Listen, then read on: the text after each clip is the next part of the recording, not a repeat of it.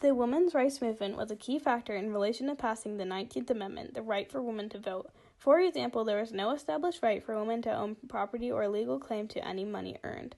Women were thought of to only be in the kitchen and to focus on housework, not politics. This type of discrimination sparked the idea for many different women's suffrage movements.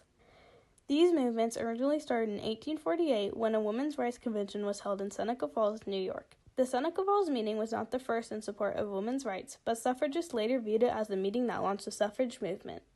Women's suffrage movements led to the 50-plus year fight for rights. The goal was to educate the public on the basic ideas of women's suffrage. Many politicians were unwilling to listen to a disenfranchised group. Because of this, over time, women began to realize that in order to achieve reform, they needed to win the right to vote.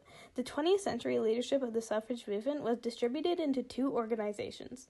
The first being the National American Women's Suffrage Association, NAWSA, and the second group was the National Women's Party, NWP.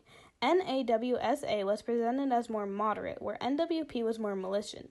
In 1920, due to the combined efforts of the NAWSA and the NWP, the 19th Amendment, enabling women to vote, was finally ratified. There are three key aspects to the women's rights movement: culture and society, work exchange, and national identity. When it comes to culture and society, it's important to understand how women in society differ before the 19th Amendment and after it was ratified on August 18, 1920. Before the 19th Amendment, women were viewed as socially less superior to white males. They were seen as not good enough. Therefore, women were denied many of the rights enjoyed by men and faced discrimination because of their sex. Education was limited, and so were jobs for women. Economically, women's salaries were far less than the average male, even when they performed the same duty and arguably performed it better. At the turn of the century, 60% of all working women in America were employed as domestic servants. Due to their inability to vote, women are very limited in terms of how much influence they could have over laws and policies. In addition, before the Civil War, many women participated in reform activities to promote changes for their rights. The Women's Christian Temperance Union was one of the strongest reform movements, and guess who it was led by? Women. Women's frustration with their low status in society motivated them to create a movement that eventually resulted in the 19th Amendment. This amendment says, "The right of the citizens of the United States to vote shall not be denied or abridged by the United States or by any state on account of sex." That is, it prohibits discrimination in voting based on sex. As a direct result of their hard work, women earned their own rights and gained a stronger voice in society. The ratification of the 19th Amendment led to an increase in working women and better educational opportunities. Women also started having fewer children, which resulted in the idea of traditional family structure. With citizenship affirmed, women gained a mechanism to empower themselves, their family, and their community. In the 19th Amendment, it played a pivotal role in promoting reproductive rights for women, ushering in a new voting population with a political agenda that would ultimately legalize contraception and abortion. Before, women were viewed as the underdog. The ratification of the 19th Amendment empowered women to be influential in their society and to break out of gender roles. Moving over to work exchange, it's important to determine what gains did women obtain in the workforce after the 19th Amendment was passed. Work in exchange regarding women's rights has fluctuated throughout the U.S. since colonial times. There has always been an established status quo for women, as well as superior men questioning working capabilities. Women were expected to focus on housework and motherhood, not politics. Women's suffrage was nationally known, as well as the discriminatory wages. Much of women's work went unrecorded, yet it was very important to family sustainability. These limitations resulted in women's suffrage. Many women participated in domestic work, meaning they were like a servant. During the industrialization and big business periods of the United States history, women began working in factories. They would most likely move away from home and live in the city in boarding houses. Living conditions were dreadful for women. One well-known factory is the Lowell Mill. Here, women worked in textile manufacturing, and they became known as the Lowell Mill Girls. Women started to feel a sense of freedom. They were under any authority of their parents, and they were able to work for their own money.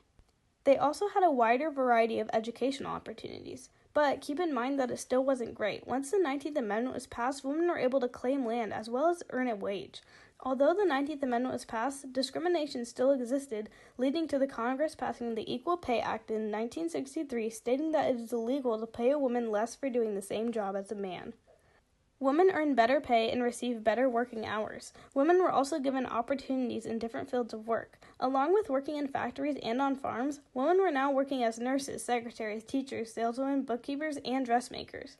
The 19th Amendment paved the way to a new and greater skilled workforce where women were actively involved and took pride in their work. Without the passing of the 19th Amendment, women would still be working millennial low-paying jobs with no satisfactory or pride in their work.